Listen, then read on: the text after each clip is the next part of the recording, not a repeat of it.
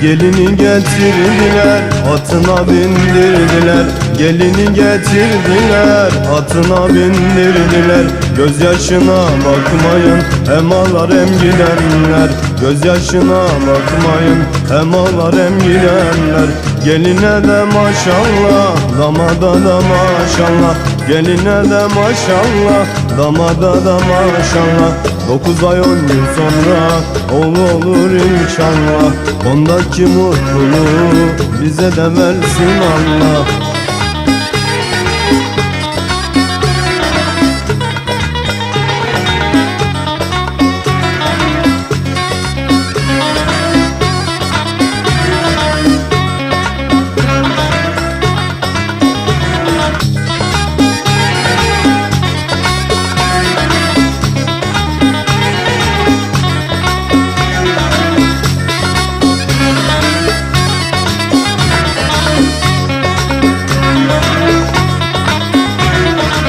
Alay havası çalsın, gülelim eğlenelim. Alay havası çalsın, gülelim eğlenelim. Bugün dün günüdür, hep el ele verelim.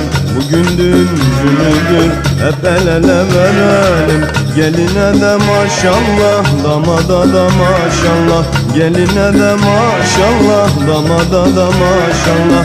9 ay 10 gün sonra oğlu olur inşallah. Geline de maşallah, damada da maşallah. Geline de maşallah, damada da maşallah. 9 ay 10 gün sonra oğlu olur inşallah. 9 ay 10 gün sonra oğlu olur inşallah. 9 ay 10 gün sonra oğlu olur inşallah. 9 ay 10 gün sonra oğlu olur inşallah. 9 ay 10 gün